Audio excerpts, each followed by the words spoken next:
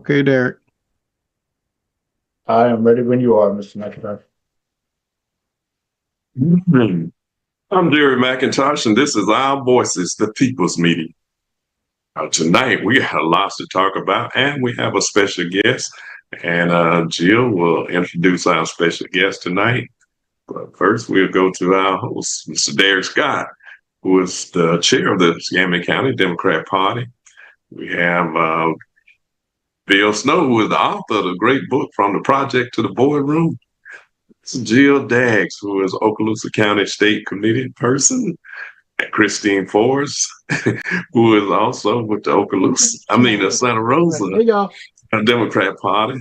BJ Brunos is with the Santa Rosa Democrat Party as well, Dr. BJ. So put it up. Oh, Vernon Watson, who is you're watching this show on WBQP TV, Roku, Fire Stick, YouTube, and of course all of our Facebook pages. And Derek. Okay, good evening, everyone. Thank you for joining us this week. I hope everybody had some semblance of a good week. I know a lot has happened this week, and we dive into that. But as we get into this, I wanted to go ahead and make sure that we'll do our roundtable afterwards, and I'll turn it over to Jill to allow her to introduce our special guest this evening. Well, good evening, everyone. You are in for an amazing night because we have a special guest with us, and I'm going to have the honor and the pleasure to read his bio. So I'm going to try to do so, and they didn't tell me to make it short, so I'm reading what I was given, just so you know. And on a personal note, he's amazing. Okay, next. Florida State Senator Chev Jones is an educator, public servant, and consensus builder who gets results on the issues facing everyday people. Growing up in Carroll City, Miami Gardens, Jones's parents instilled in him and his brothers the values of education, faith, and service to the community.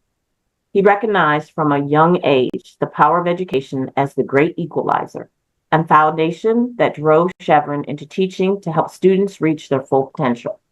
After teaching AP chemistry at Florida Atlantic University High, Jones went on to found LEAD Nation, a top South Florida nonprofit organization committed to youth leadership, development, and social entrepreneurship training.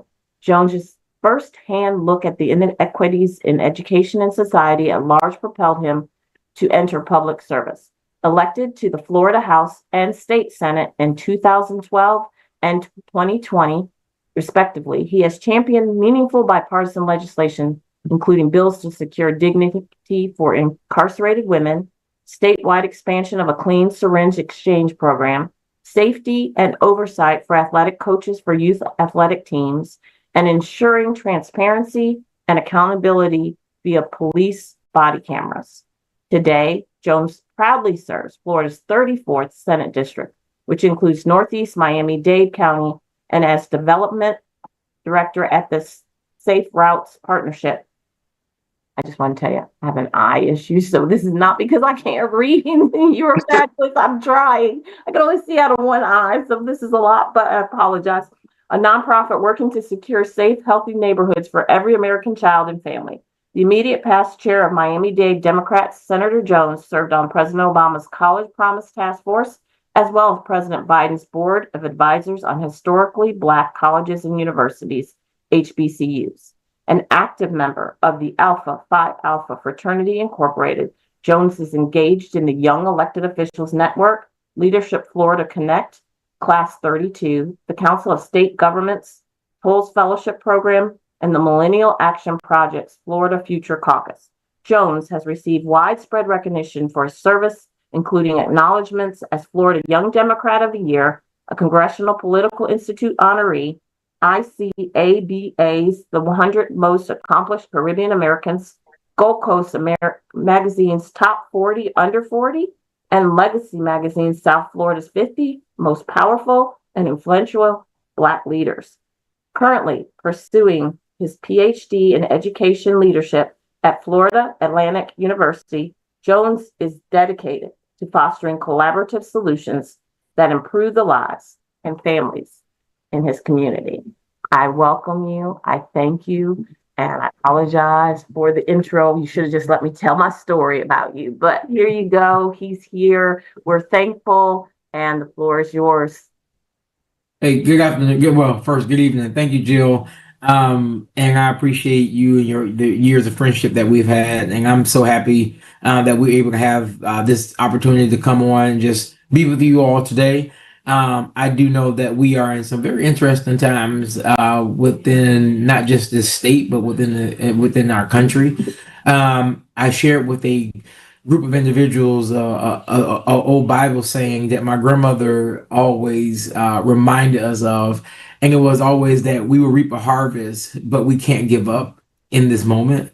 And the moment that we're in right now really calls for not just for just true leadership, but I also think it calls for us to really tune in to what does it mean for us to not just collaborate, also commune with each other. So, Jill, when you shared me to be on this to be in this space today. I don't take this for granted, and I actually look forward to us collaborating with each other. For those who might be listening, to figure out what does it look like for us all to move forward collectively. Wonderful. Well, thank you. I'm going to start with you, Mr. McIntosh. And if you have a specific question, if not, then we will go into Senator Jones telling us about, I think we start with your visit to that place down in the Everglades. Yeah, how was it's your show, so I want to make sure that we start with you. Yes. How was that visit, Senator Jones? To the Well, Everglades? it was interesting. It was interesting because I had visited many state prisons facilities over the past 11 years since I've been in the legislature, and it was never this type of resistance trying to get into one of these particular facilities. But we were met with that type of that resistance when we got there. Now, by mind you, it was extremely hot. It's in the middle of the summer. The mosquitoes were, I mean, they were serious out there. I mean, you're in the middle of Everglades, of course. But we also didn't expect to get what we got, the excuses that we got. Even speaking with some of the agency heads and leaders who were on a call when we wanted to speak with their general counsels. The general counsels never gave us a reason why we could not go in. Even under the statute, which gives us that authority, they could not justify it. And then they conveniently hung up on us and said that it was a connection issue. But by mind you, all of us, we had been on a call with each other for over 30 minutes. And so we knew that the games were being played, but I think I'm happy that we brought light to what we see today, that is now being challenged in the courts on many different fronts. And I think, yeah, if it had not been for my colleagues and I stepping up and making it clear that, listen, let's show not just the injustice, but the unconstitutionality of what they were doing, I don't think we would be where we are today. So, but it was difficult. So now let me ask you this: are they? I know did the judge block them from closing this place? So, currently now the judge, the judge said that the facility had to be closed, but the appellate they appealed and they won, which gave them the ability to continue to remain open, and to fulfill their duties and what they're not duties, but fulfill what they had already started. But the state of Florida, according to them, had already started the process of moving the individuals who were being held at the detention center to other facilities, according to an email that went out. I think that this is probably will be something that will go all the way to the Supreme Court. I'm no attorney, so I can't speak to the entire legality of it, but I do know that there is a back and forth within our system that is currently at play. I think the stopgap right now is whether or not this goes further to the Florida Supreme Court or higher. So, no, one other question. They were do you think this will have the potential for environmental problems and the health of the people that's in this concentration camp, if you will? Yeah, well, I think the lawsuit that's going the furthest right now was filed by one of the environmentalist groups, and speaking about how environmentally unsafe the facility is. I mean, I'll be honest with you, the Miami-Dade County, I think about 20 or 25 years ago, Miami-Dade County was in the process of building something in the same area where the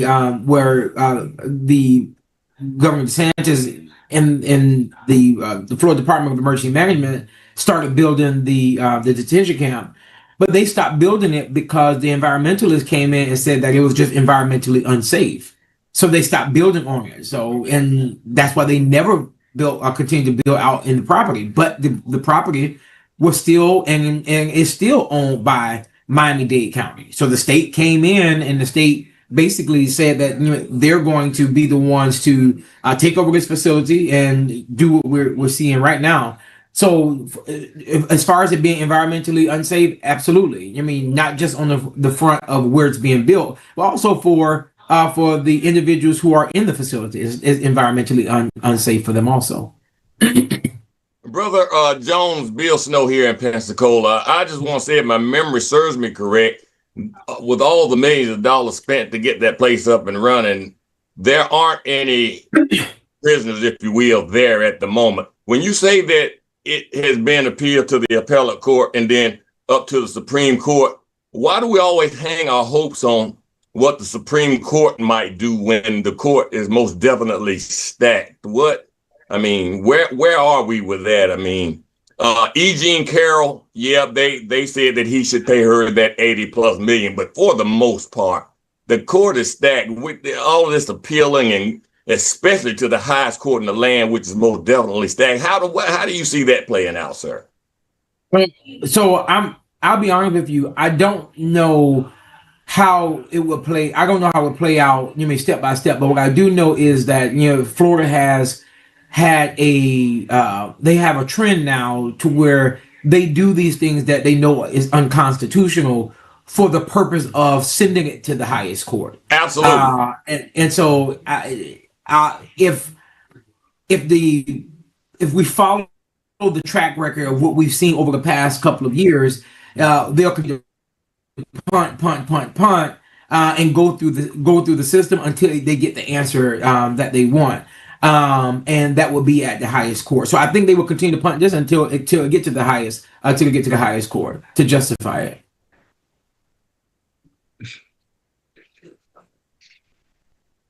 Yeah. So, anybody else have a question before I start? I had a question. Okay. Well, if you could expand a little bit on that lead nation, is it LEAD Nation? What explain that, if you would, Mr. Oh no, that was a nonprofit organization that my college buddies and I, we started after we graduated from Florida A&M. We started an organization years ago to train youth and young adults within their community on how to create change within their own community. But the idea of it was for a reciprocal effect of it. So once they were graduating from the program, in order to receive the scholarship, they had to commit to spend a certain amount of years giving back into their community and helping the next generation. And so we came up with this concept, and we did it. And we came up with the South Florida Youth Summit, where we every year we would do the summit, bringing thousands of kids and youth organizations together to help the organizations build their capacity and encourage the young people. And so we have it's been gone for about 4 or 5 years after the last executive director passed away. But we are going to be having a South Florida Youth Summit in March in Miami Gardens. Okay, so is that organization based out of Miami? Yeah. Okay, great. I had the opportunity to live in your great city back in '95, and I am an avid Dolphin fan. Are you a Dolphin fan? I am not, especially not right now. Well, yeah, But it's a I'm a bad Dolphin time. fan, but I'm not a Dolphin fan right now. I believe in us, It's a but we're bad not time, good right brother. now. It's a bad time. I'm such a baby. The Dolphins make me cry. So that's segmented right into what I was actually going to I'm ask you. sorry, Jill, before you go, are you about to switch subjects from the alligator Alcatraz? Yes, so go ahead. Yeah, okay, let me ask. Good evening. Thank you for joining us, Senator Jones. I have a question. As you guys had a tremendous victory with the now bringing the spotlight to alligator Alcatraz and now it being deemed unconstitutional and then having shut down. But that was really, a lot of that was focused because of the environmental issues. What is the plan for any upcoming, like the ones we're doing at Kenton Landing, the proposed one that's supposed to be in Northwest Florida? What is the legislatures, or particularly the Democratic caucus's plan of attack to stop or bring light to those that they plan to propose going forward? Yeah, so here's what I think is going to happen. We will go to committee week. Committee week starts October the 6th, and I absolutely believe that this will be a topic that's going to come up because they have to speak about it. There's no way that we're not going to be able to we're not going to deal with it during the legislative session because the governor has been so open in how they have moved outside of the legislature when it comes to the detention camp, and that is even the opening of Camp Landing. So they're going to have to come back to the legislature, and again, I absolutely think that it will be a very large discussion in the upcoming legislative session. Even when committee week starts on October 6th. Thank you. Mm-hmm. And I had one last question about it before we switch topics. In the press conference after the elected officials did the tour, some of the things that we noticed as a group on this show was how there didn't seem to be a coordinated talking points. It seemed to be that the state legislators were on one page, but the congressional delegation was saying some different things. And that was something that we took notice of. Is there a way, before we go in front cameras, is there like discussion behind the scenes on who's going to say what and what are we going to be on the same page, or does just everybody go and say what they want to say? How does that work behind the scenes in terms of creating a united front with Alligator Alcatraz? He gone? I think he froze.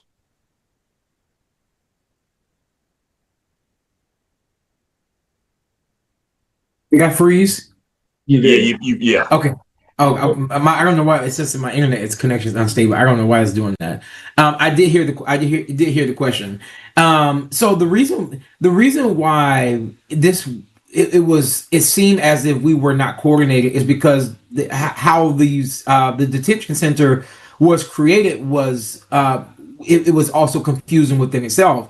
Because at one point they said that it was a state-run facility, and then at one point they said it was a federally run facility. So you had the federal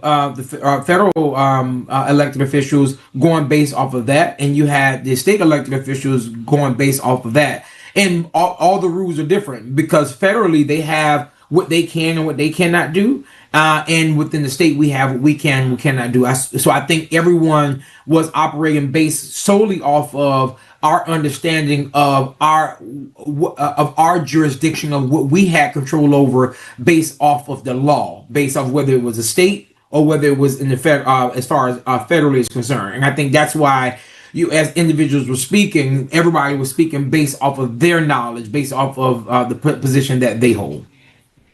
If I could expound upon, I think BJ is the nice one of us in how he packages and frames things.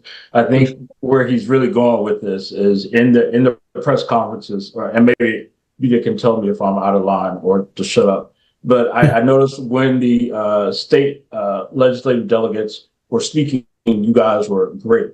And then we cut to specifically Congresswoman Debbie Wasserman Schultz. She said, "This is good. We just need to move it. We need to move the detention center further in her district," which was clearly diametrically opposite to what we, as I guess the Florida Democratic Party, have been talking about how inhumane the facility was, and to suggest that a sitting Democratic congressperson would say, "Okay, it's cool, just move it further." In that same press conference, where you all are saying something as the statewide delegation, very different from that, seemed to gave an air of disjointedness to what you guys were trying to. Yeah, and Derek, I don't know. We all came out at different times. I know the federal, the congressional members, they started the press conference prior to us coming out, so I didn't get to hear I didn't hear the congresswoman and her response to that. What I will say is, yeah, the congressional members, they had a very interesting take on this, specifically when it came to the reimbursements that had been touted that the state would receive when it comes to the $450 million for the facility. Even to round this conversation out, the continued, and I believe this, the continued uncertainty that we have is who controls the facility, where the facility go. That is going to be up to to the governor's office and whatever agreement they have with the federal government. But I will tell you that I can't and I won't. I can't fault anyone for and how they respond to how they respond to what's happening right now, considering the fact that no one knows who's in charge and what authority we have to even move this forward.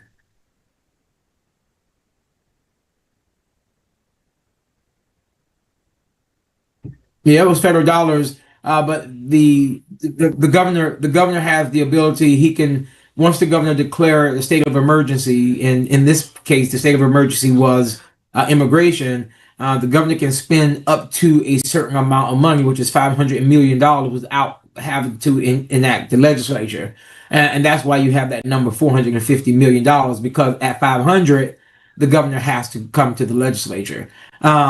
And he also does not have to do bid on contracts. So the contracts that come forth, they're no bid contracts, and they can go to whoever he desires to. Doesn't have to go through the legislature. Doesn't have to go through any agency or anything. He can pick those individuals based off that. I mean, you can go onto the website and look at FACT, and you can see $100 million contract, $150 million contracts, all to build what we see right now. Mm-hmm. If I could have a question. Go ahead. That's Phil Air. Hey, Phil. Hey, Senator Jones. Well, it's good to see you. So I'm in Miami-Dade County, as you know. Yes. And I have lots of friends up in Northwest Florida, so that's why I'm here. And I want to thank you for your ongoing leadership. Now, one of our mutual friends, Vanessa Brito, wanted me to remind you, kindly, do not spend 10 years waiting to defend your PhD thesis as she did. She's got it done. She's now Dr. Brito. We can all celebrate that. And I started a PhD program and I never finished. So hats off to you. Keep going. I appreciate that, Phil. On this alligator Alcatraz, one of the things that it might explain part of the disjointedness from Derek's question, and going forward, how we can advance the ball on multiple fronts, is the environmental issue.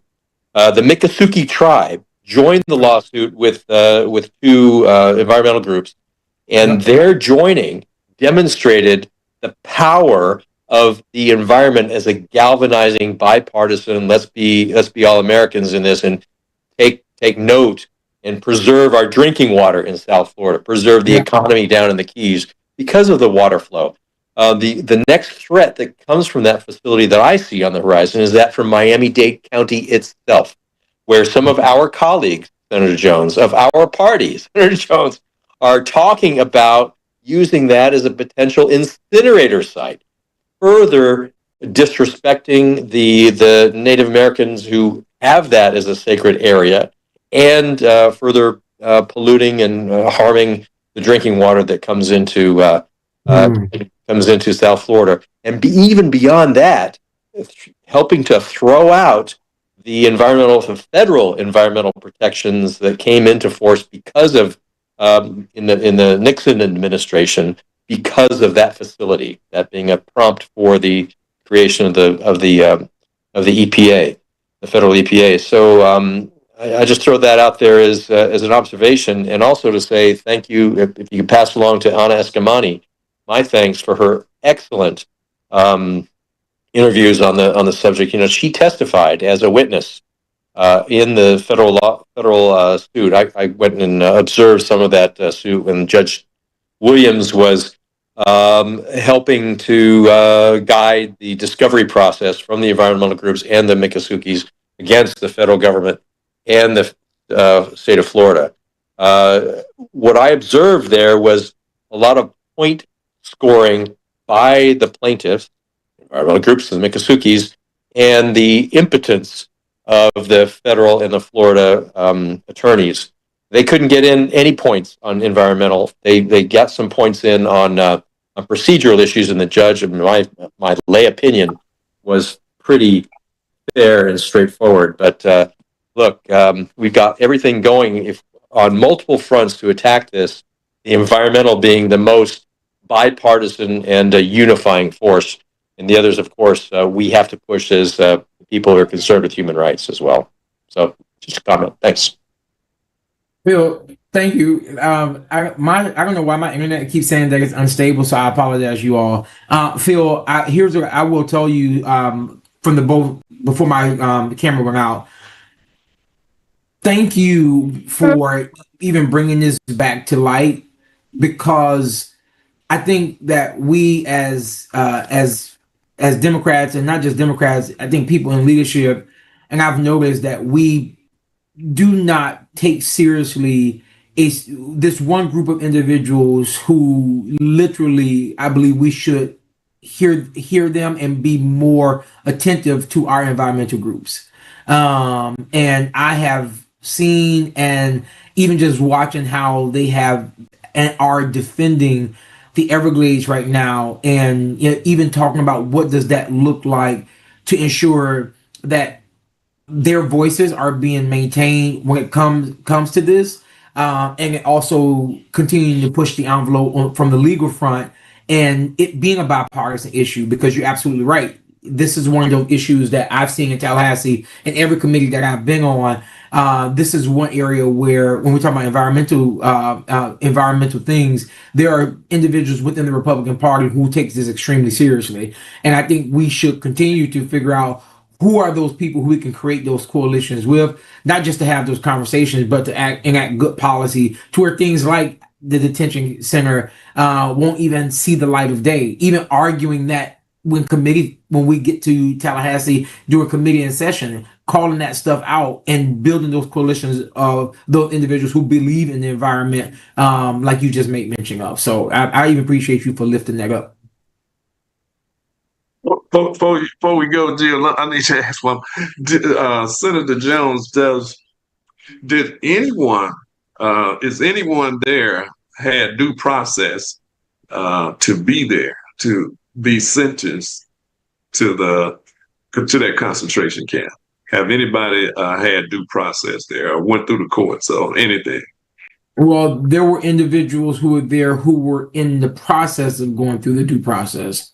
And the state of Florida took upon themselves to put those individuals in the facility. I think we've seen the reports over the past couple of weeks of family members who are in the facility or was in the facility, and the state of Florida made a mistake in arresting them. So there were people who were in the middle of a due process, and there are certain individuals who were seeking the due process. And there were individuals who the federal government themselves gave them a date to attend, to go to court. And they had a judge, and basically the state of Florida and the federal government arrested these individuals and put them in a facility where they themselves and their family members did not know where they were. So to frankly answer your question, the answer is no, because if you can't allow an individual to complete a process, there is no due process. Okay, before I go switch topics, anybody else have a statement on this? Okay.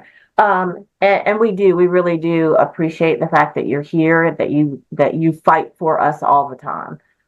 One of the things that we wanted to really get your heart and soul and kind of work your brain is, we know that you do so much, and we know that your passion is youth. And we know that there is an absolute critical moment that's probably past and come again, where we have to engage our youth, and we have to find a way to get them involved, engaged, and probably first listen to them. Can you give us, kind of share your passion, but then also where you would like to see, or how you would like to see the Florida Democratic Party or just the political realm to address young people, and that they matter and their voices need to be heard? Yeah. Like, young people they're not waiting on us. Young people, I look at my nephews and this this Gen Z group generation. They're watching us, but they're not seeking our approval. And the Democratic Party or anyone, I think how we are moving right now is totally counter to how young people view politics in general. I absolutely think that we are going to have to not just speak a different language, but I think we're going to have to speak a language that is inclusive and conducive to the people who we're trying to capture. Because as you kind of see what's happening with the Republicans right now, they're trying to now create themselves to be this party of inclusivity, when that is not what we as a nation are seeing. That's not even what we're feeling right now, whether it comes from emotion or even financially within this country. But I think we start losing the battle when we start, and they want us to argue against issues that are not putting food on people's tables, and it's not moving the agenda along for individuals and their families. And so that is one of those things where we have to walk and chew gum at the same time. And the young people, they play a role in that. But there are certain norms that I believe that we're going to have to get rid of, that we believed existed, and start operating that the days of old no longer exist. So we have to look different, and we also going to have to campaign differently. And that also include how we are engaging young people who are multifaceted. But it also means how we engage individuals. And I'll say that because if you have individuals who are fed up with the Democratic Party based off of whatever, fill in the blank, and they are not as conservative or not as middle of the road or not as liberal as someone would want them to be, the question is, do they still have a place in the party? I'll give you an example. My parents are Democrats, but my parents are conservative, right? And there are a great deal of individuals who are like my parents, who they believe the same way. There are certain things that they just do not connect with the party on, but they will remain Democrats. But does that make them individuals who are not welcome in this party? Hell no. That's not the case. But we cannot make those type of individuals feel as if they're not welcome in the party. And so we have to figure out, what does that look like to ensure that everybody feels welcome, wherever you sit within our democratic process and within the thing we call a Democratic Party. And if we don't figure that out, we're going to find ourselves consistently going around this circle and not doing real things. And here's the last thing I'll tell you. We have to focus on the reality. The reality right now, how the state of Florida is set up, is that voter registration is our biggest thing. Young people, they enjoy being outside. How are we utilizing those efforts to engage young people to do those various different type of things? And it's not all just tied to the event. Give them the autonomy to be able to build what they want. And I think that's how we can at least begin engaging our young people. It's a starting point. Listening is going to be the biggest thing that we're going to have to do. If I could, Jerry? Go ahead. Showing compassion is another great thing that is required in times of national mourning. One of the things that I've been taking a little bit of heat for is by attending a vigil and then a Republican press conference. I say again, Republican press conference in the wake of the assassination of Mr. Kirk. And the press conference was held not so much, it was held by the Republicans, but it was in the city council chambers of Palmetto Bay, and called by the mayor, an NPA, called by the vice mayor, a Democrat, and attended by a couple other council members who are Democrats, but it's an NPA role. And the purpose of that press conference was to mourn again Charlie Kirk's assassination as an assault on our country, but also to call for the resignation of a city councilman who was making not just a joke, but a sick joke about that killing. So the leadership of the city had called for his resignation, and the Republicans who really were moved and inspired by Charlie Kirk went there. And I believe that apart from the elected Democrats in the city council, I happen to be the only Democrat showing up in that city council chambers in a joint community / Republican event. And I think that's the kind of thing that when I see attacks from my party on a difference of opinion of whether Mr. Cody, Councilman Cody, needs to resign or not, I take the position with the elected officials, with the elected Democrats of the city, that he needs to resign. I call for his resignation. Happens to be what the Republicans are for. And we have other voices in the Democratic Party locally saying, no, it's just a mistake. He doesn't need to resign. They're not looking at the full picture of a pattern of behavior and other such things. But will there be grace, Senator Jones? Will there be grace in our party for someone to have an opinion of a resignation or not? But the larger picture is, when do we as Democrats show compassion with our Republicans, even from a guy like Charlie Kirk, who has been very inspirational for many people, though he comes up with inspiring the wrong messages on so many issues over and over again. But nonetheless, he is connecting with folks. That political discourse and where you draw the line and how you present as a unifier is pretty key. I went to some veterans groups. There was the Freedom March by a local Veterans for Foreign Wars post yesterday, I think it was, Sunday? No, today's Sunday. Yesterday, Saturday. And the best speech there was by a nonpartisan, a veteran, senior enlisted, who is the post commander. He called for unity. He called for unity. He recognized the conservative conservative figure that Kirk was, and he called out those who were saying it's the radical left, and he called out those who were saying it was something else, but he was calling for unity. Yes, ma'am. Okay. Let's go with unity. Let's stay on topic, because I know Senator Jones. We've got a couple of people that have some questions. Yeah, I ran on. I'm sorry. Yeah, I think you got involved and engaged, and I think that's fabulous, and we love you. Christina had some questions. If anybody has any questions on the youth engagement, let's go there and then go to Christina, unless one of your questions has to do with that. Okay, go ahead. Okay, so I just first wanted to thank you for coming to Santa Rosa County. You were our guest speaker last year at the NAACP Freedom Fund Banquet, and you were just absolutely amazing. And to come all the way up here to give your time, yourself, we needed that. I needed that. And so thank you for that.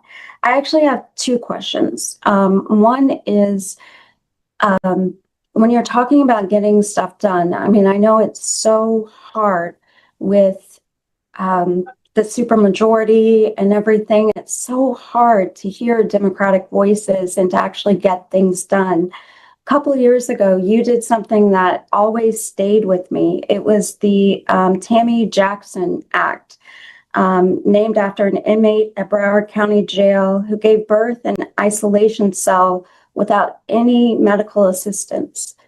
And you stated and fought for and got through legislature an act that gave dignity to women who may not be in the best situation in the world. And I just really want to thank you for that. And in your opinion,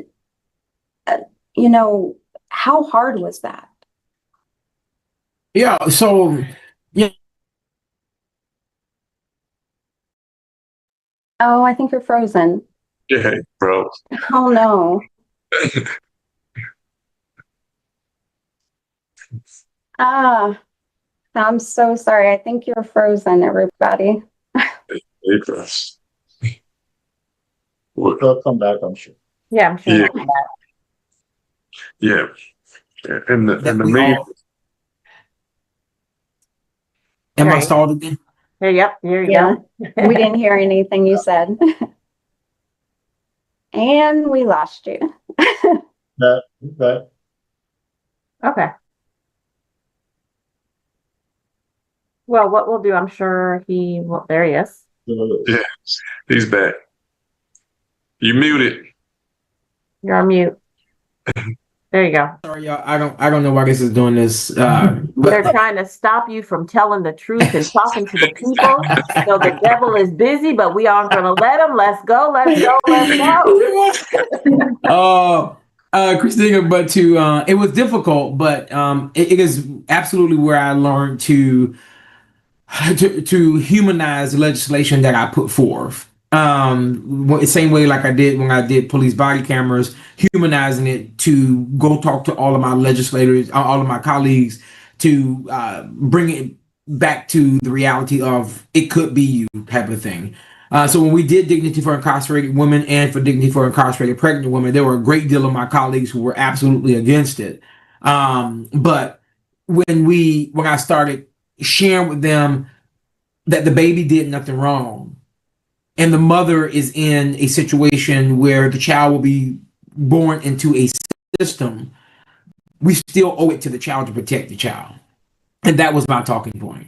And I'll be honest with you, it played out the way it did. And we are going to do some work on it again this year for dignity for incarcerated pregnant women. But the humanizing it, Christina, was the best way for us to move it forward. Well, thank you. And then my second question has to do with gerrymandering. You talked about how the governor will push things that he knows are wrong. We've already been gerrymandered once. We've been fighting that. Now we're looking at potentially a second gerrymander. Can you talk a little bit about that and what are our chances for fixing our maps to get maps that are fair and represent all of us? Yeah, well, the only way we're going to get that is we got to change the numbers within the legislature. Because right now, in the position that we're in, there's no change. There's nothing that can change. We did just add LaVon Bracey Davis to the Senate, so that puts us at now. Right, I know that does put us at 11, 11, and we need one more in order to be able to have a 2/3. And I tell people all the time, the power in numbers in the Senate is where everything is at, right? Because if we can get one or two more people, then that puts us in a very different position in how we negotiate particular bills that need to go forward. Because if you can get a 2/3, that means that no rules can be passed without the Democrats. We're gonna have that right now. We could have it next November, but we're just gonna have to be strategic in what that looks like. that leads me to talking about this mid-decade redistricting that the legislature is looking to do. I want everyone to know, like my nephews always say, stop capping. The state of Florida, they capping. They're because nothing what the governor is talking about right now can happen without the legislature. And so you see, if you're following, you see that the House said that they are going to create a committee to talk about redistricting, but you haven't heard the Senate talk about anything when it comes to that. Because I don't know if the Senate has an appetite for it. And even if they do have an appetite for it, I can tell you now that congressional members are absolutely lobbying senators to make sure that we push back on it, because Republican congressional members don't want this, because it's going to put some of them running against each other. So it's and please understand, we just got out of a whole redistricting fight. So what are we about to go? What are we about to do? And the Republicans, the maps, they created them. Their attorneys created them. The legislature created them. So if they're gerrymandered, they did it. So what are you trying to change now? There's nothing else to change. So I'll be honest with you. So this session, the mid-decade redistricting probably would be a topic of conversation in vaccines, if I can think about it. Okay. I have a question. Anybody else got a question before I ask one?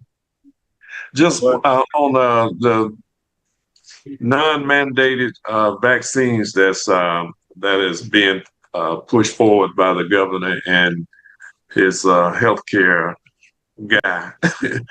What is your thoughts on that? How do you think it's going to affect Florida? Did he freeze again?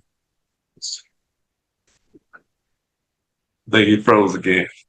While till you get back, I want people to know that we are talking with Senator Sharon Jones. Chevron Jones.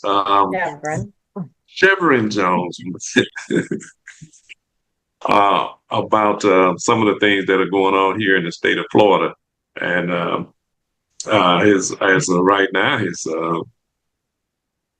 he has frozen, and now we lost it. But hopefully we'll get it back for the last part to ask him some other questions. But anyway, so while we are talking about the vaccines, what are your thoughts on it, Jill? On I went to Dr. Brunio. That's who you should have went to. Yeah.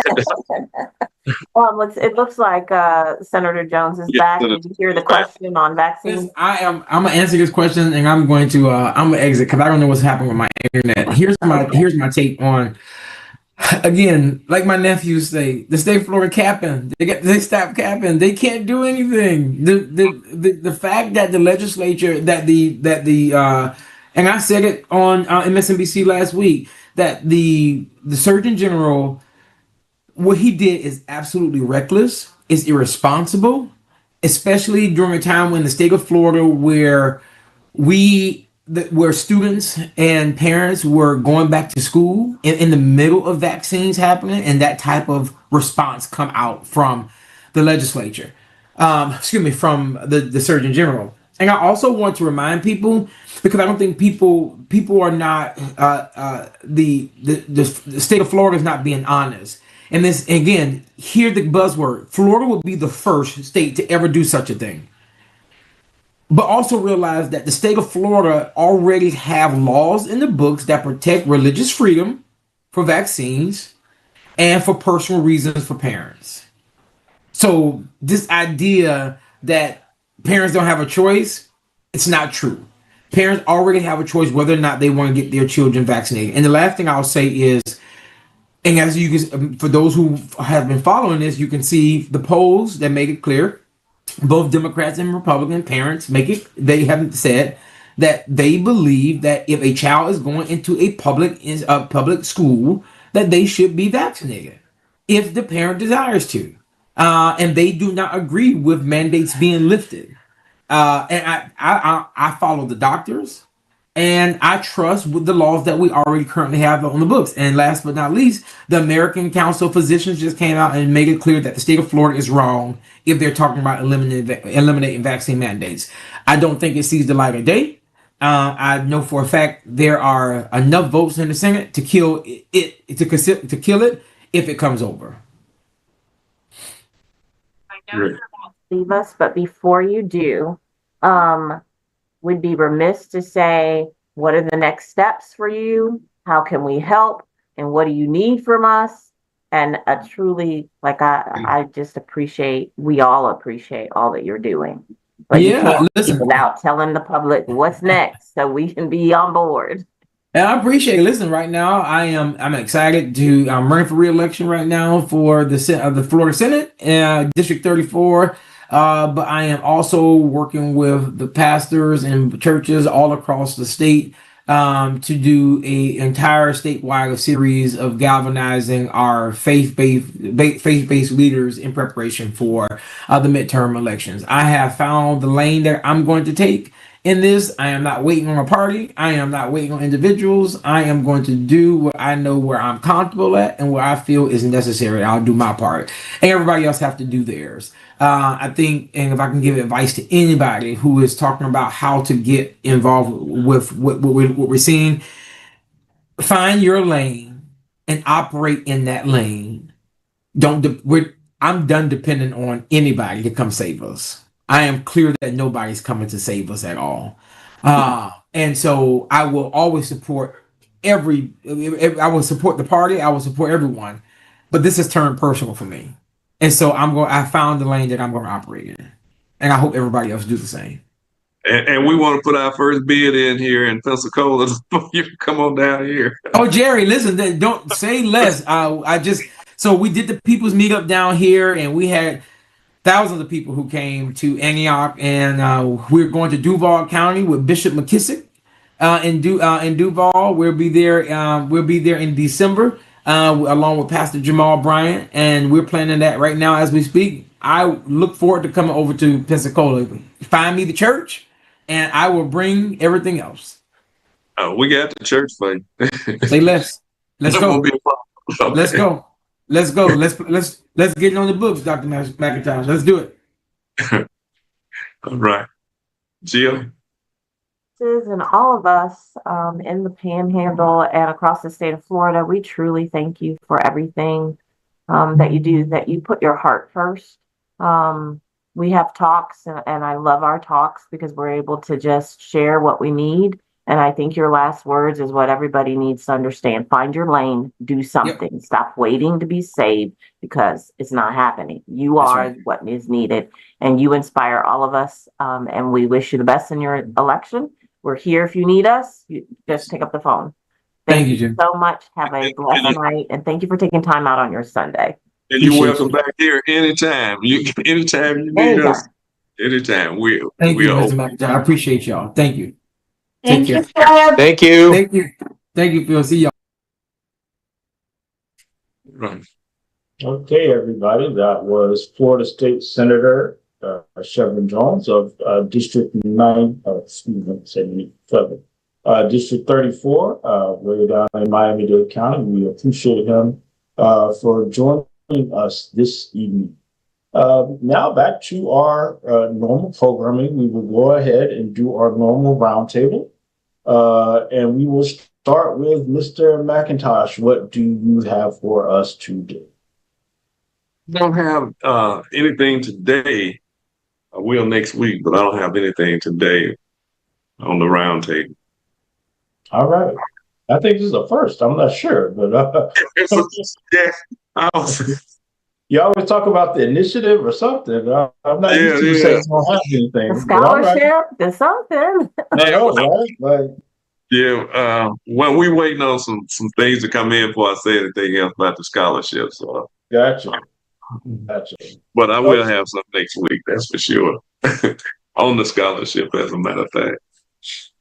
Got it. You got you. We will go next to Miss Christina Forrest in Santa Rosa County. What do you have?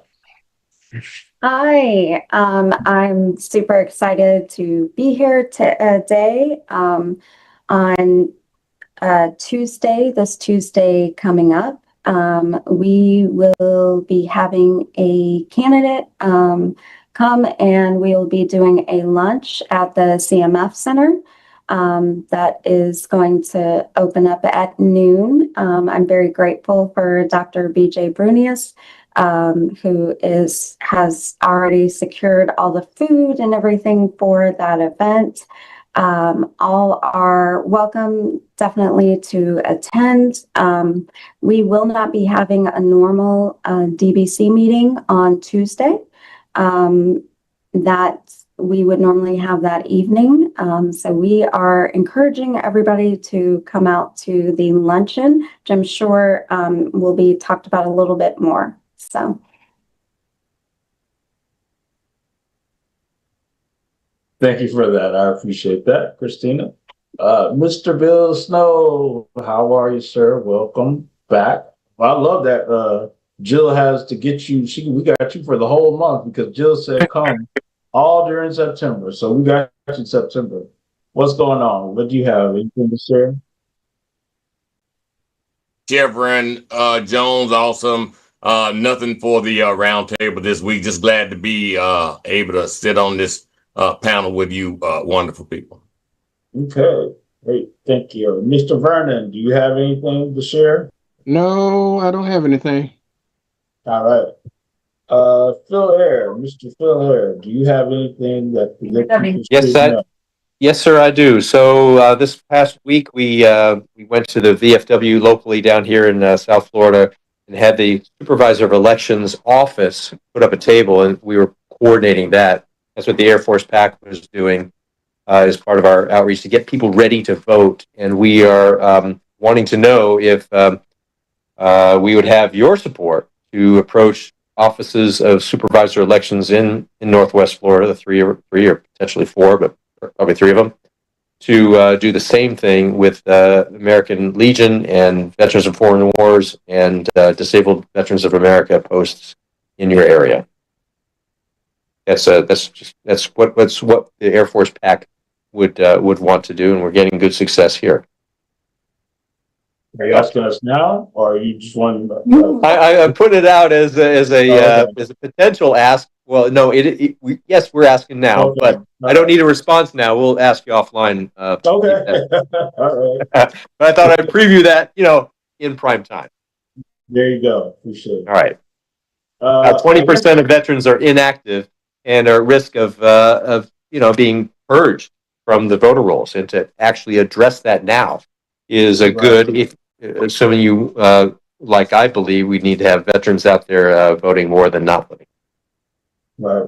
I guess I will go next and I'll wait to say Jill because she always has quite great information that she'll want to share. So I'll make sure that we go next. So as we know, this Tuesday, similar to what Christina mentioned, this Tuesday, the Escambia County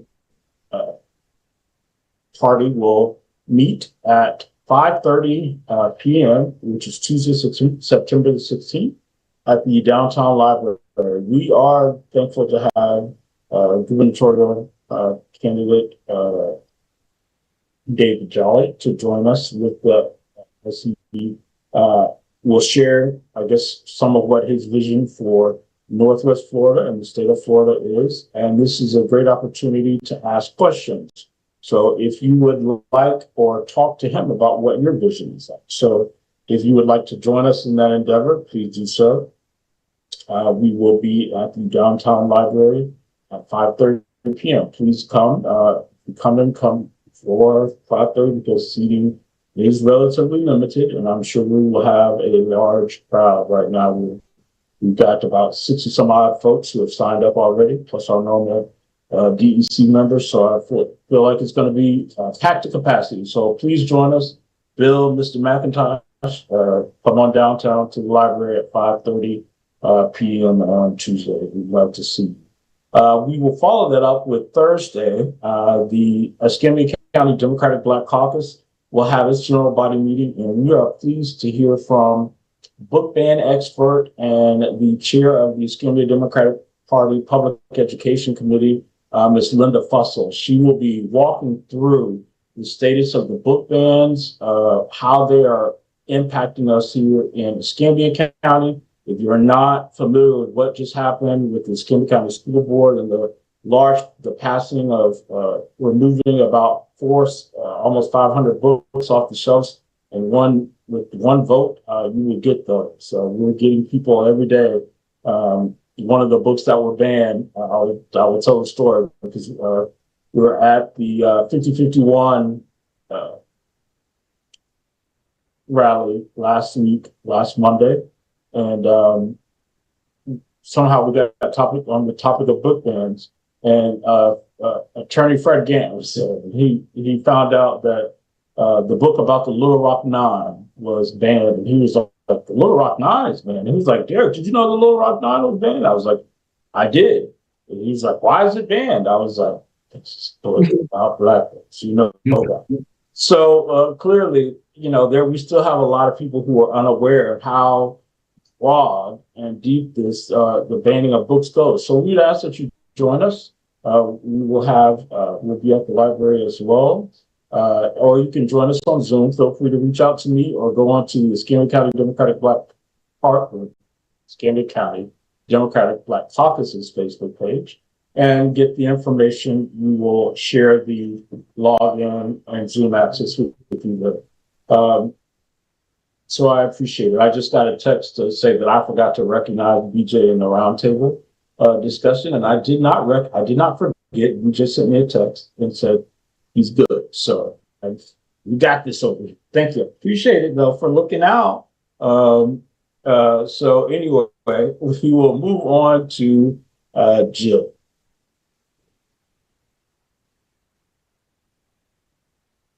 Good evening, everyone.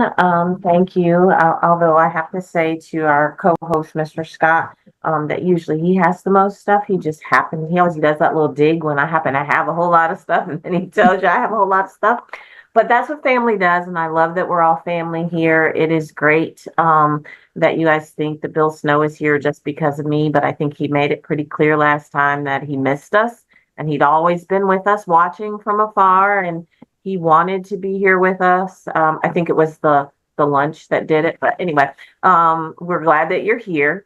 And of course, to Phil Ayer and Vanessa Brito, Dr. Vanessa Brito, we thank you guys for all your hard work and everything that you're doing. So let me get started. Of course, we are all excited for what's going to happen on September 16th. There's actually a lot going on that day. Okaloosa will join Santa Rosa to see and speak with a gubernatorial candidate, David Jolly. And hopefully those that are coming are going to ask the hard questions. If a candidate takes the time to come here, it doesn't really do any good just to listen to what they have to say. We're here to hold them accountable. We're here to ask them, what are you going to do about this? We're here to ask them, what can you do for us? What can you do for our community? So come with your questions. We do thank Dr. Brunios for providing lunch. Thank you so much. But after you eat, we need to make sure that as candidates show up in our area, which we're appreciative for, but that they're there and held accountable, or at least they hear what we need. So the next time they come, if they're not speaking to our issues, then they're not the candidate for us. So we invite you to come. As Christina said, the doors open at 12 o'clock. And I think we plan to be done by 2 and clean up and out. So please join us for that. And then the Okaloosa NAACP, September 16th is also National Voter Registration Day, and they have boots on the ground at Chester Pruitt Park, 3 p.m. to 6 p.m., located at 15 Hollywood Boulevard. So we invite you to come. You can actually, so have people call and ask, you can leave Okaloosa County. visit Santa Rosa County, see gubernatorial candidate David Jolly, and go back and go to the boots on the ground.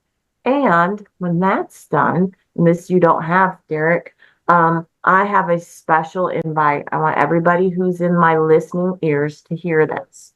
Our DEC is having a workshop, and they have opened their arms and asked that everybody that's in Okaloosa County that would like to come and visit and see what the DEC is all about and how you can be a member and how you can be part of the change, the door is open. Where at? The location is at 208 North Parton Drive. It starts at 6. Come one, come all. I know how excited the leadership is going to be for this free message that I'm sharing so that we can just open the doors and really get Okaloosa County engaged and involved. It takes all of us. And sometimes you just have to do things to make things happen. And so that's what I'm doing. And then next, after that, so that's 3 things on Tuesday, and you literally can go to each one because the one in Milton is at 12, the one in Okaloosa County and Fort Walton Beach is at 3, and then the DEC, remember, special invitation to everyone in Okaloosa County that's interested in finding out more about the Okaloosa County Democrats, how you can get involved and engaged, hold us accountable. Come one, come all, you're invited. And then I want to share some other things because I had some people call and said, you guys always give us all this information about all this political stuff. Is there some other stuff going on? And so, yes, there is. I don't know that I gave you this either, Derek, but the Okaloosa NAACP has their banquet coming up in October. And then there is a marriage couples date night that is Friday, September 19th. It starts at 7 o'clock. So there's another event that you can go to if you're trying to keep your marriage together and just have, sometimes we need to take time out for our significant others because we're so busy being busy. And so this is a great opportunity for you to come together, and they are doing the power of silent communication. I love the look on his face. And then did I give you the Zetas? On the flyer. Oh. Silent communication, like she's super happy, and he's like, yeah, why am I here? But anyway, you're gonna go to the next one. I don't know what the next one is. Okay, don't worry about it. So we have a lot of information. Yeah, that one. Oh, okay. The Zetas are doing their event also in October. So there's a lot going on. You can get involved, get engaged. I will tell you that all of the organizations are going to have probably voter registration, vote by mail. So you're not going to run away from politics because right now, find your lane, I think is what Senator Jones told us, find your lane. And we're going to help you do that by making sure you're registered at all of the events. But I want to just say thank you. I'm super excited to be here. Jerry, special note. If it wasn't for you and Miss Carol, the rest of us wouldn't be here. At least for us. Well, I speak for myself. You guys saw something in me that said, hey, I want you to be a part of the show. And it's given me the opportunity to be able to share with people what's really going on, but also to listen, hear, to feel, and to know that I have a family outside of my family. And for that, I just want to say thank you.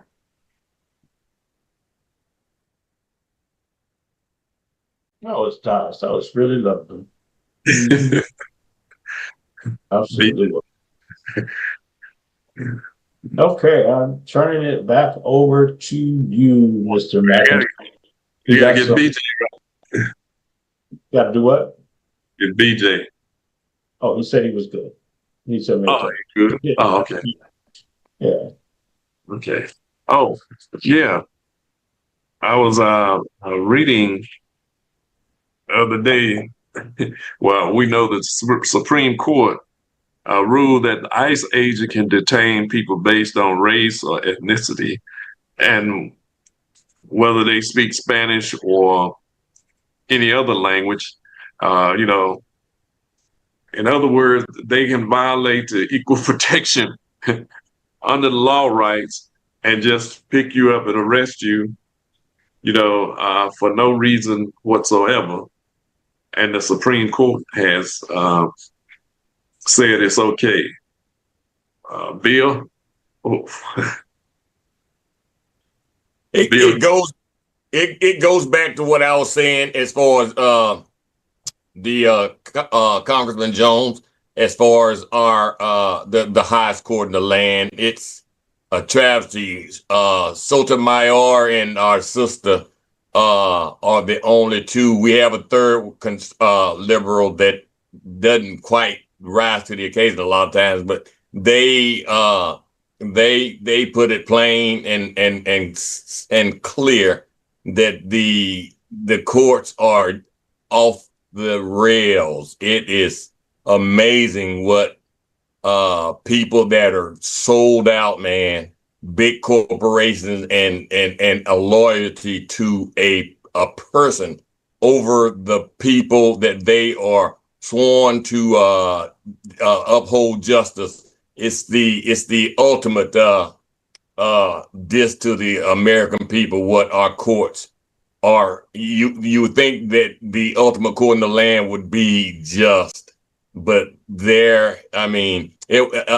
semblance of justice anyway, but there is none. It's more of a loyalty because we've been profiled forever, but this new ruling I have no words, Mr. McIntosh. The new ruling is really going to be atrocious because there are people who speak Spanish that look like us. There are people who speak Creole and other language that look like us. So the issues is going to be so grave that it's untenable to think about what could happen to any of us. I was thinking about my children, my grandchildren who travel back and forth different places. Could easily be caught up in anything because they can stop you for any reason now. And based on your language, based on the color of your skin, based on just anything, right? They gave them open, and then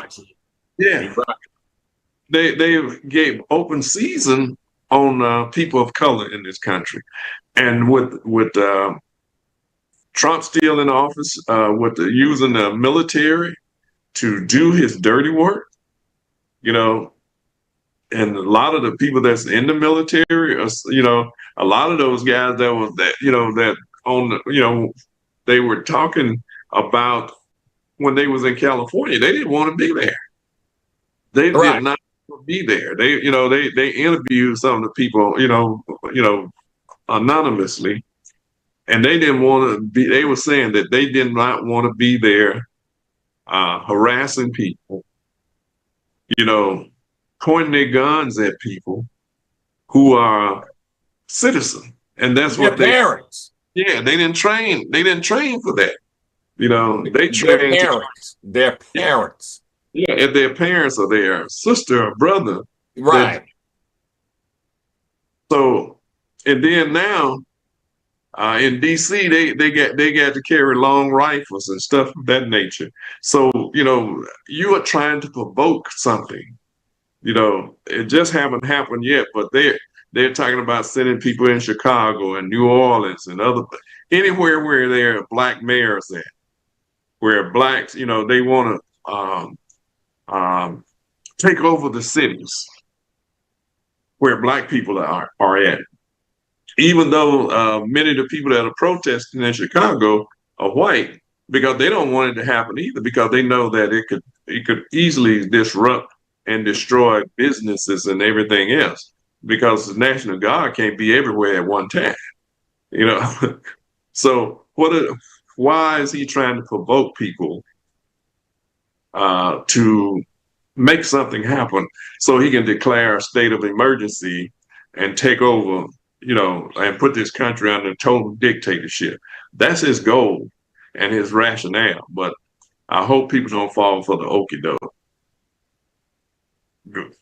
Brunis, I think.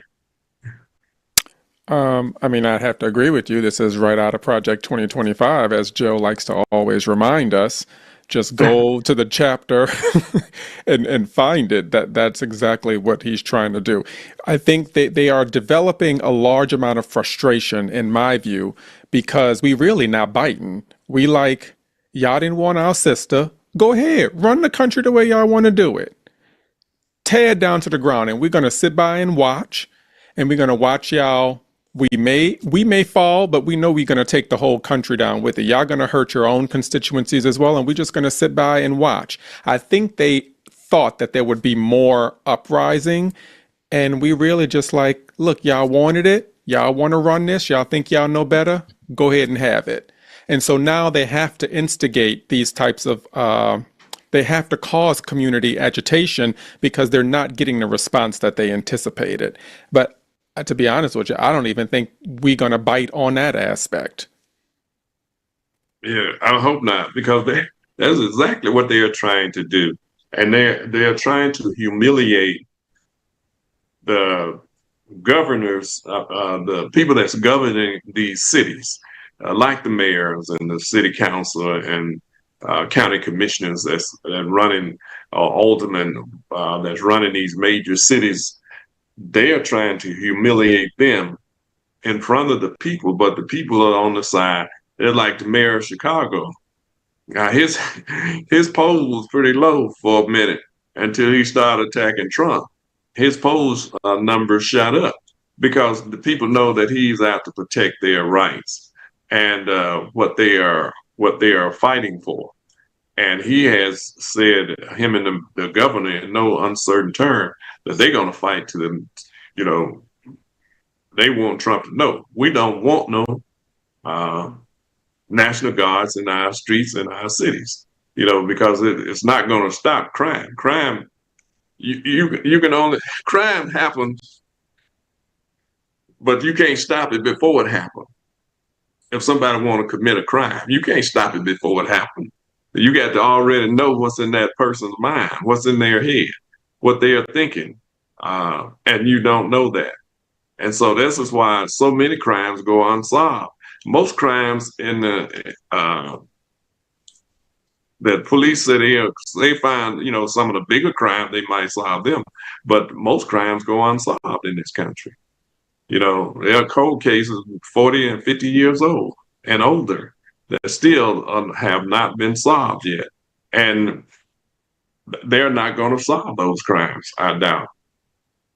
So it's just a whole host of things that are happening that they are trying to provoke in this country. Gio, what's your thoughts? I kind of like what BJ said.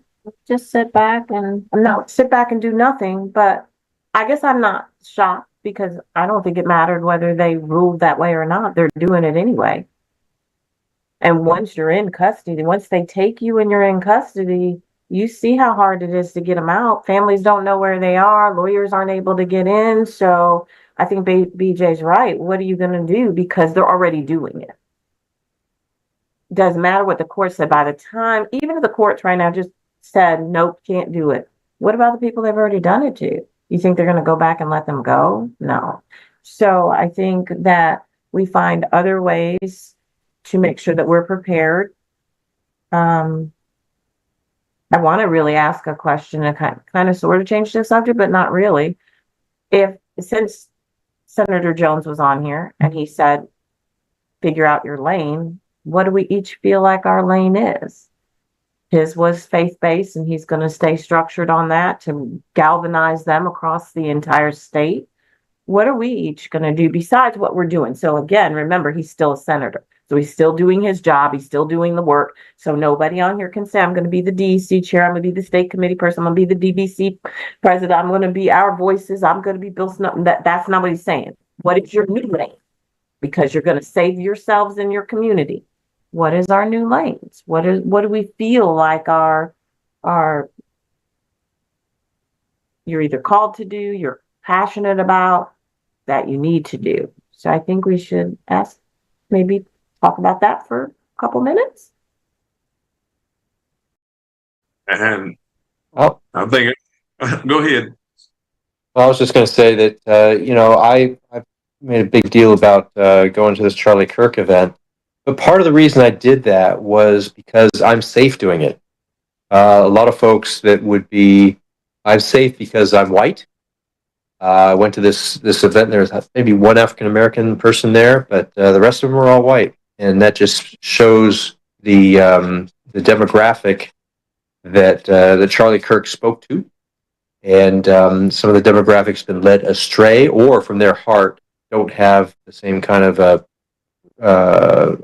love for our country's ideals that we do, or at least see things differently. So it's incumbent upon me to double my efforts, I think, in times like this, to combat the hate, to stand up to the vitriol, and all the while seek unity. So, but Jill was asking what lane. Okay, that lane is recognized that Charlie Kirk spoke to white people, and as a white person, I dive into it and try to move opinion toward a common for all of us, not just white people. Because Charlie Kirk was very clear; he spoke for white people, and he was no bones about that. He said, "Well, I'm speaking for Christian too. Well, I happen to be a Christian, so in my Christian hat, I stay in my Christian lane." And I pursue my Christian lane like many other folks. He Charlie Kirk, in his love of white people, also demonstrated a hate of women and a hatred of black people, or at least, if not hatred is too strong a word, then sometimes it fits with what he says, but it's also just disrespecting and confusing his hurt for not even considering what his words do to other people. Yeah, because his words, since we're talking about Charlie Kirk, Charles, his words has done so much damage to communities, not just here, but throughout the world, because him and his ilks have Right. said some of the most reprehensive things that you ever want to hear. And, he talked about Martin Luther King. He said, that black people should follow somebody like Clarence Thomas, who is one of the most dangerous people in the world to black people and to our advancement and survival. He talked about somebody else. I can't think of the dude's name. But anyway, these are the kinds of things him and people like him have done. Like he talked about the Palestinians. They should be wiped out. He also talked about, it's just a whole host of things that he was said. He talked against, he said empathy was some kind of new age thing, that we shouldn't have empathy. He was for the killing of USAID, that's devastating over 500 million people around the world, whether it's in the Congos, whether it's in Gaza, whether it's in other parts of the world, that these people was against feeding people. They for one thing, they burned up a whole bunch of food, and now contraception for women, they just spent $100-some thousand to destroy that. So it's just a whole host of things that has been done. And he was one of the mouthpieces for the younger generations to bring them in from the college to their racist idea that was so vile that it caused the death of people right here in the United States. It's black folks that's being lynched, that has been lynched right here in the United States in the last few months. Oh, I think around 8 people, truck drivers, other people who were lynched because of words, because of people and their words. And we all know that words can start wars. You know, the language we use and how it's used. So this guy was very dangerous. And I'm not saying anybody should be killed for their right to speak, because, the First Amendment applies to all. But then it's a responsibility that comes with that free speech. And he did not take responsibility. And he also said there should be public executions. Yeah. With ads, with ad by, like he explicitly said Coca-Cola should be, that was his scenario. That, I mean, those are things that he said that come out of his mouth. That has been been very detrimental to a lot of people, and people have lost their lives because of people like him. And there are people being weaned to think like him, who will go out and do anything because they don't know. This is what they think is supposed to be done. So that's the danger of people like that. If I'm gonna go out and speak, I'm speaking in the best interest, or for the best interest of this country, not for just Black people only. But Yeah, you're right. You're right, Jerry. He spewed hate, no doubt about that, and he lacked empathy for even the children among us who he sacrificed on the altar of the Second Amendment, the warped altar. So, yeah, thank you. Yeah, and that was one thing. He said the Second Amendment. In other words, the Second Amendment and gun rights in this country was more important than the lives that was being taken. Children lives that were being taken.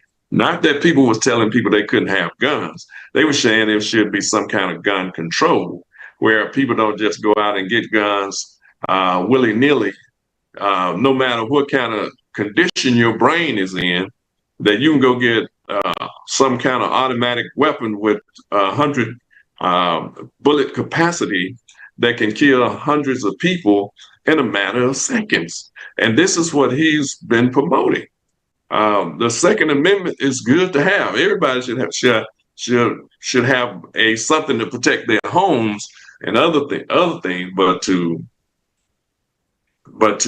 spew the kind of hatred and violence language that he was using has done irreparable damage, and I think it's going to take many years for it to be overcome.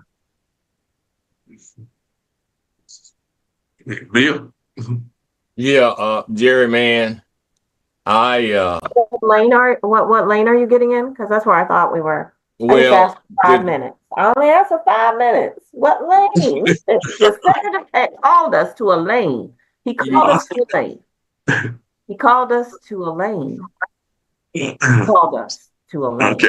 All right, we'll go back to the lane. But go ahead, Bill, share your thoughts and then go to your lane. Well, no, I'll go to my lane first. It's the last 6 months, I've been really soul searching for my lane, but it has been ever so clear that the last 3 to 4 days, I've been meditating on it even more after what Jerry was just speaking of. We've been calling for unity forever, but the more we call for unity, the more those that want nothing to do with unity and us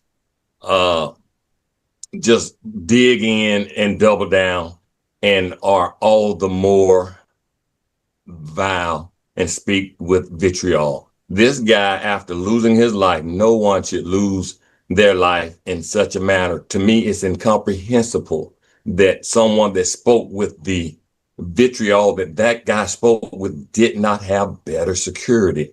and then for it to turn out to be an infighting. This is MAGA on MAGA, because of different opinions or views. I cannot, in good faith, go to a vigil for a person of that magnitude in good faith. I don't care. I will not show up, and people losing their lives to gun violence is okay, per him, and it should be done. Public hanging and executions were just fine and all, as long as it's affecting the next guy. It's 2 thumbs up, and the right endorses it. This guy has gained 3 million plus subscribers to his channel after the incident. All of those folk that Vern say are so good, man, the national media, the football team owners, the wealthy people everywhere are endorsing this guy. To me, that says so much about us and who we are and where we are and the climate. These people are openly endorsing this racist bigot, man. It is what it is. So that takes pause for us here in the state of Florida to say that a black man should not go out and get his get a weapon because of the police might shoot him. What shucks, they might shoot us anyway, man. This is a message not only for the highest office in the land, the president. This is a message to you and I, where we stand. And if we're not careful, man.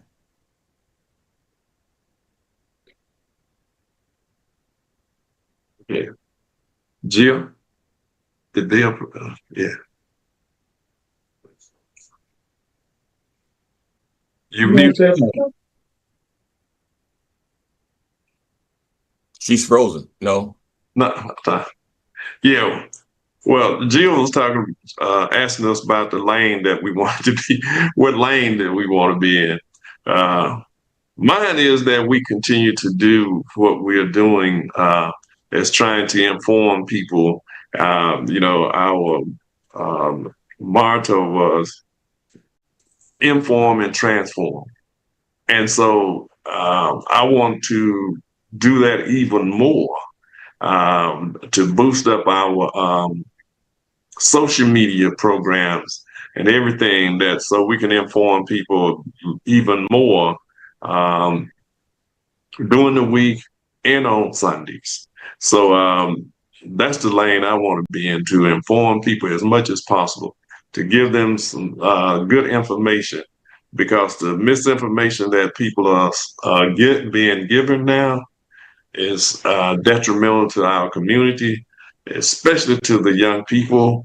I want to make sure that we do more books, have classes, something of that nature to feed the mind of the young people, so they will know who they are, to do as much as possible to help people to get information out. And if I want to make sure that we have more town hall meetings in the coming months, to inform people, because they're going to need all the information they can get to survive this, because the storm is already here and the hurricane is right behind it, and bringing tornadoes as well. So we're going to have to do as much as possible to inform people, because we got 3 more years of this craziness. And we just 9 months in. Yeah. For you to think only 3 more years, you're very optimistic. Yeah. We get, and most of the, Derek, I believe most of the project 2025 is, much of it has already been implemented. We're already at the halfway point. Speaking of 2025, bringing it back to what Jill always tells us to do, it's in the book. I'm not speaking on that situation that happened this week, because If you notice, I'm on faculty at a medical school, and we've already gotten directives that we can't speak on it unless we say what we need to say. So I'm not speaking on it. And that literally is an episode of The Handmaid's Tale, is the mass firing of university professors. Like, that is literally an episode of what society like sort of slips into with dystopian society. But anyway, my lane is, you all, and I would recommend y'all get in my lane.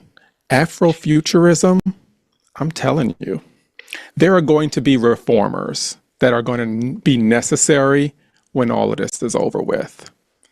And so I am not illusioned to where this is going. I have I'm very clear-eyed about where this is going.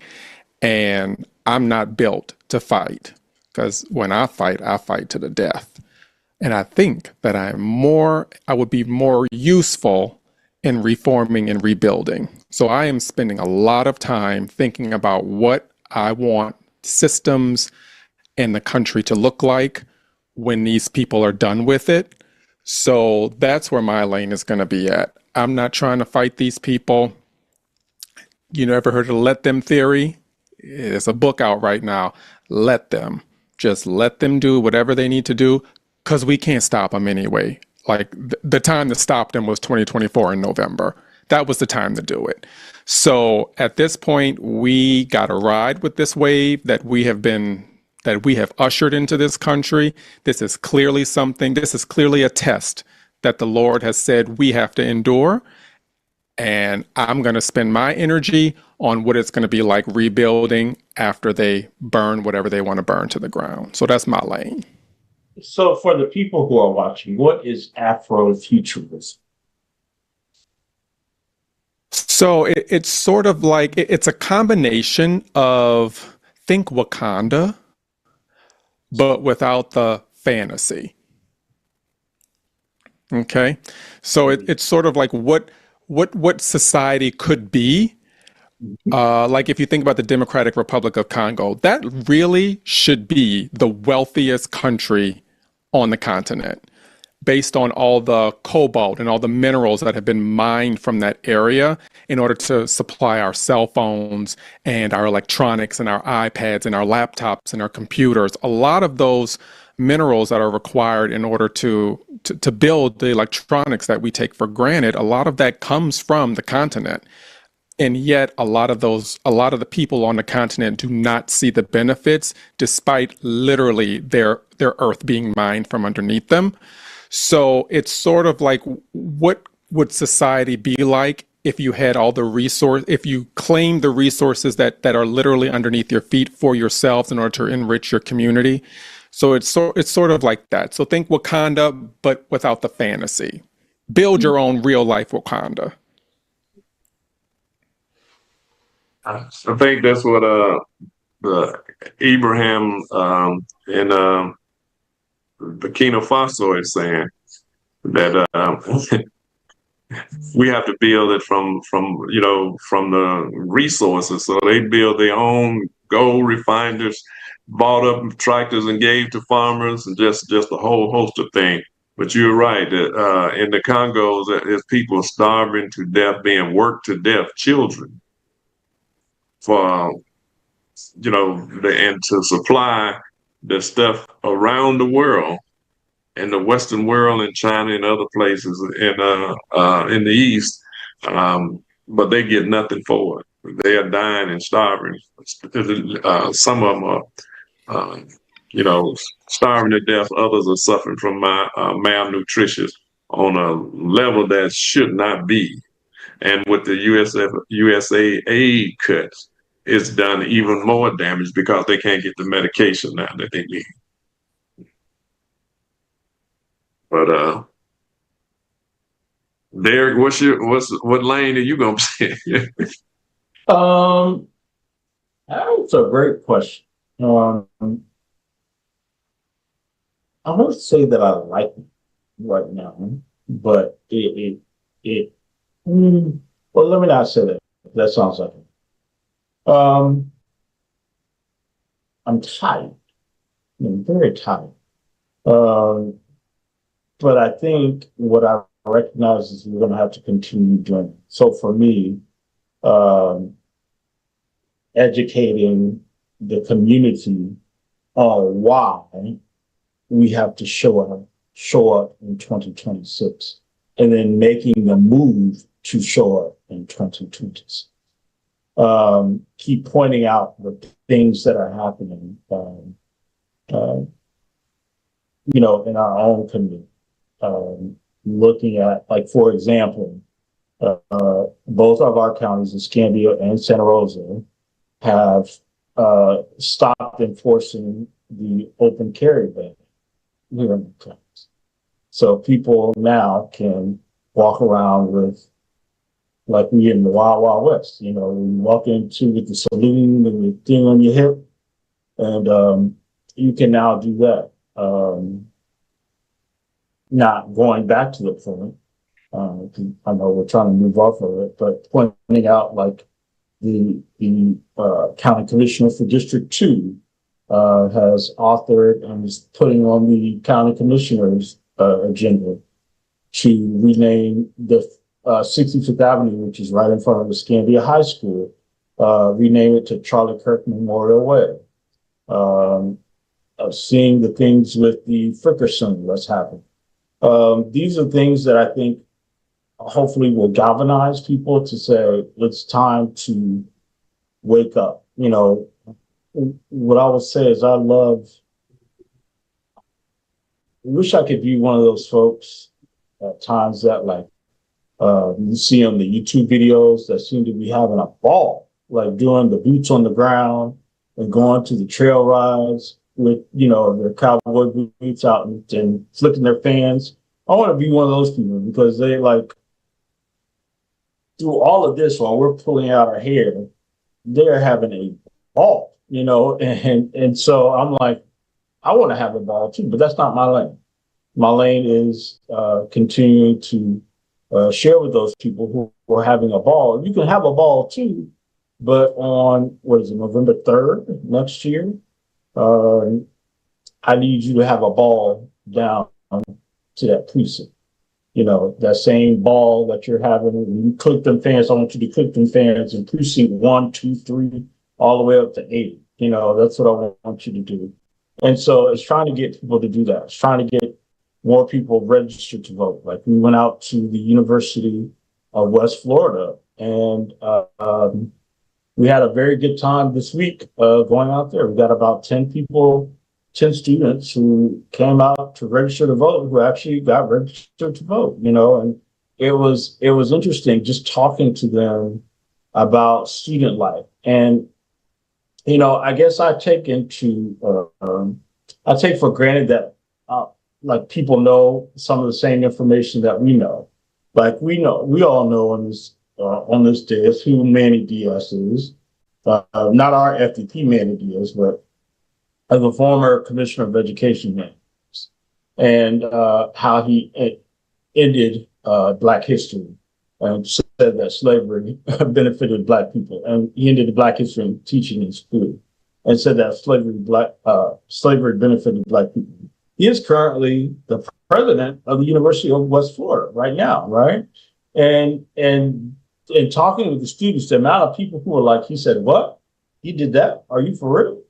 It's amazing. Like, the people don't know who their president is, and to get them, I didn't want to sound like I was trying to get them inside a riot, but just like, hey, you need to know this is who your leadership is. He is currently trying to get people to roll back protections so you can sexually harass and bully LGBT students on that university. That's what's happening currently in our society. So, and getting people educated, and I think that's what my lane is, and if I can use my voice to do so, I'm going to do so. I was very much, I'll say, before last week, I was very much cool on the protest type of stuff. Like, that's just not my, standing on the corner waving at people doesn't really do, right? I think I saw a benefit last week when we were there. I wish we could do more of that type of stuff on a larger scale with a lot of larger audience. And whatever I can do to help facilitate that, that's what I would like to do. So I think that's what my lane is. If that is a lane, seems kind of like the road, but that's where I'm at right now. The speech you made on the labor, I was going to ask you to put this speech up on here because that was a good speech. Oh, thank you. So you probably can do it next week if you want to. If you. So it's like that's my lane. If we could get it's funny because so yeah, that's where I'm at, and hopefully we can all make a change and a difference. But I would like to do that. It would just be so much easier if we could all do that together. It's bad enough that we have to have opposition from outside, but having the opposition on the inside makes it all the more tenuous in trying to do what we do. And so, but I think this is, to BJ's point, this is our trial. We're supposed to endure it for whatever reason. Maybe I just need to get the spirit of where them fans at, and life would be much more simpler, or tolerable, right? But it's a lot.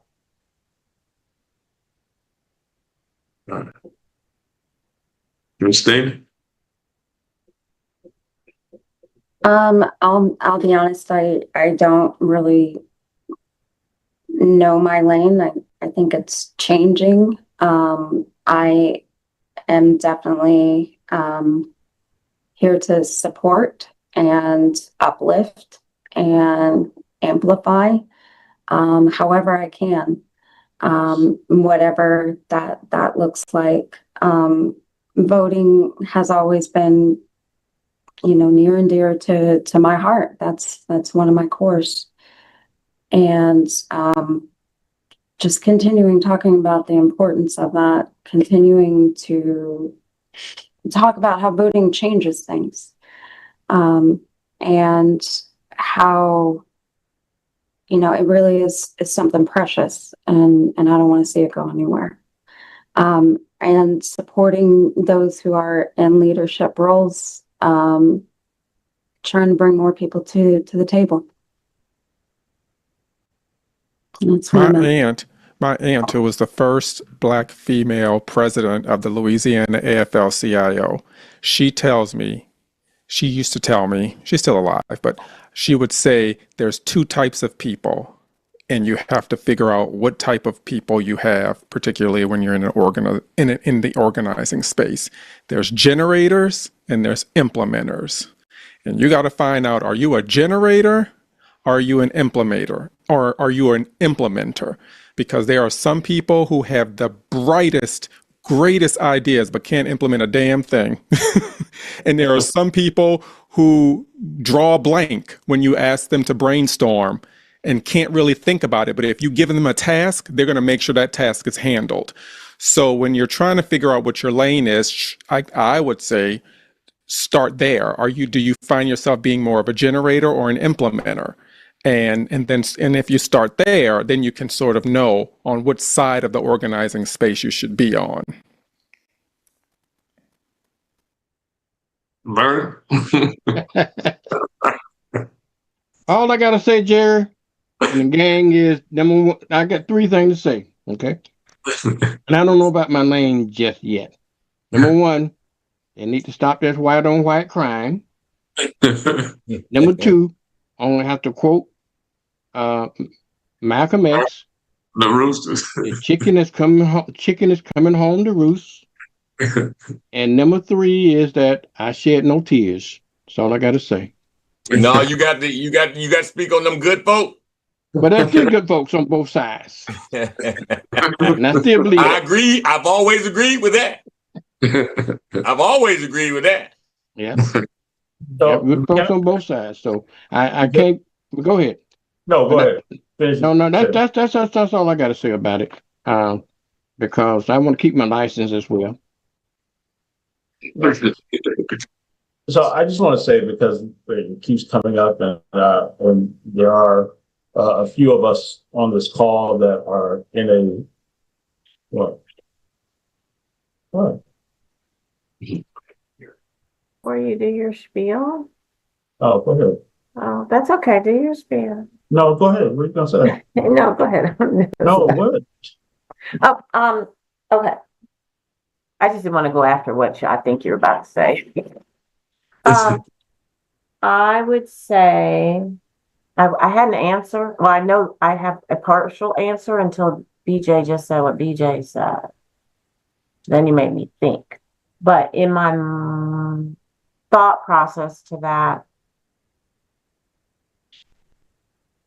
I believe that there's a need for the proactivity of what does it look like. So if they're going to burn it to the ground, so you're going to figure out what we need to have structure wise. I want to make sure there's a place people can go to get food, to get clothes, to be able to survive. I want to create the community so that while we're figuring out or implementing what it's going to look like, we don't just all die and hope that the kids take it over. And I don't know exactly what that looks like, but you made me think and stop. Because part of me can do both, and I don't know what that means, but I know that part of my gifting is vision. I can see forward, often in trouble for doing so. Like I don't see the future, I just see forward. I'm able to think, what about this, and what about this, and what about this? And many people look at that as, oh, she's giving us, this is going to happen, this is going to happen. Where I look at it more like, no, I'm giving you things that you should think about to make your plan better, not to say stop, don't do it. So for me, that's what I think. Of course, I'm going to continue to do what I do. I do think the education and voter registration and all of that's important. I love the work that it's time consuming, but I love the work I do at the Crestview Resource Center because I'm helping individuals who think they have no way. Whether it's veterans, it's homeless people, it's just a single mom, it's an everyday person who doesn't realize there's resources still out there while there's resources. But in that same respect, I think, because I thought we should have already done it, we should have already had the underground process of who has the eggs this time, who's growing the greens and the strawberries and the whatever this time. Where are you going to go get your clothes? What kind of work can we do? Where are we putting our money? Where is our they've burned everything to the ground, but we're still going to exist and we're going to persist because we will, but we got to have a plan and you got to implement it. So that's kind of where I would be. But I really asked that question because he said that and it kind of resonated with me like, yeah, we all do work and we're not going to stop doing the work that we're doing, but we do really need to get in your lane. And then he also said, stay in that lane. Don't jump because you need to complete the task. So that's all. So I thank everybody for joining in that. I'm sure that's not exactly where we were going to take this, but I think it's good. And also for our listeners to do the same thing. Find your lane. Think about it because the time is now. We should have already figured this out, but it's never too late. Never too late. Thank you, Derek, for letting me share that. Well, I was going to say, because it keeps coming up, and I just want to make sure because there are a few of us here that have to, I just want to make sure we say it. So I'm going to say it, and I speak for, I think, Jill and myself and Christina, and I won't include BJ because of his position with his medical facility. What I will say is, regardless of our political differences, this kind of violence is vile and disgusting. It does not matter where political violence comes from or who it is aimed at. We must speak in one voice to condemn it. We can't qualify, excuse, or forgive this sort of attack.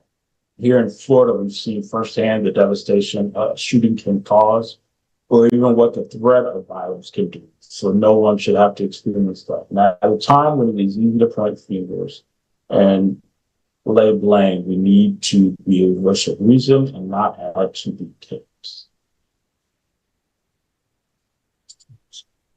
Superb.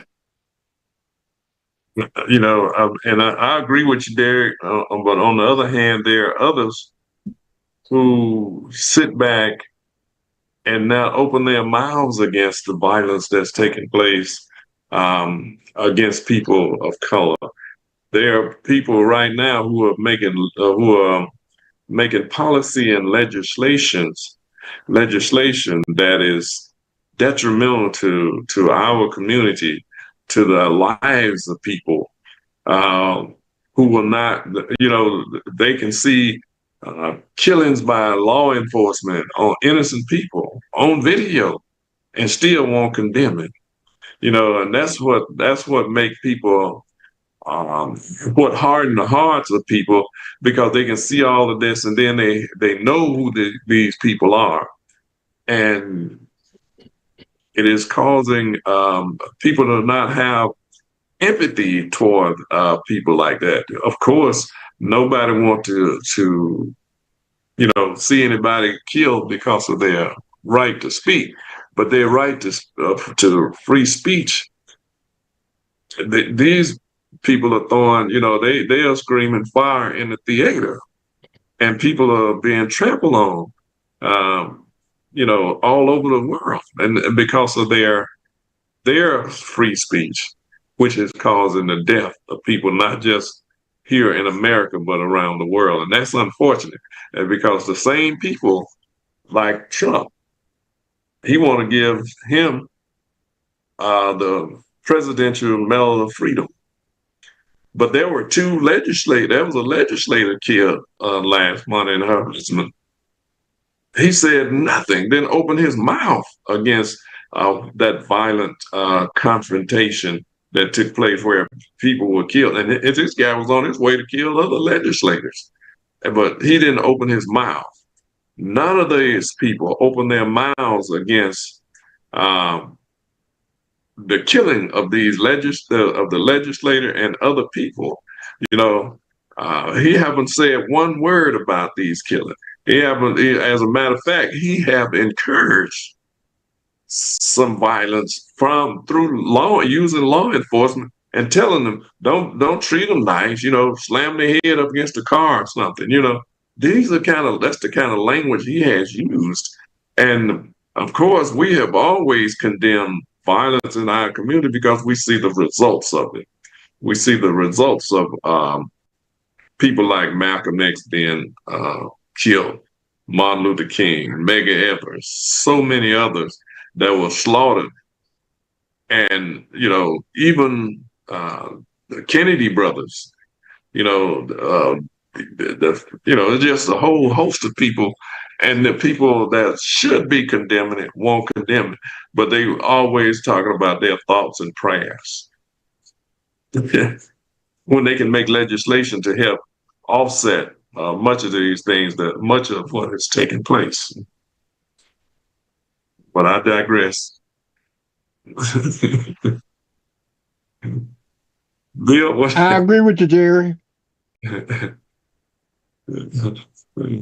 I'll tell just about. We have about a minute left in our show, so Mr. McIntosh, we always have to rush through your book reviews, so I wanted to make sure we left you ample time to do so. I don't know if a minute is ample time, but it's more than we're already out. I'm just going to do this one. It's not all downhill from here. Terry McMillan book. It's not all downhill from here. So this might be a good inspirational book to read. So I know our time is up, so I'm gonna put it back in your hand there. Well, we certainly do thank you for tuning in to our Voices, the People's Media this week. We ask that you please take the time to reflect, do something positive, engage. If you're not registered to vote, please do so. If you need to re-enroll and vote by mail, please do so. We hope that we see you either in Milton on Tuesday or Pensacola for gubernatorial candidate David Jolly, and we look forward to seeing you back same time, same place next week. Have a great week, everybody, and we'll see you. Good night, everybody. Good night.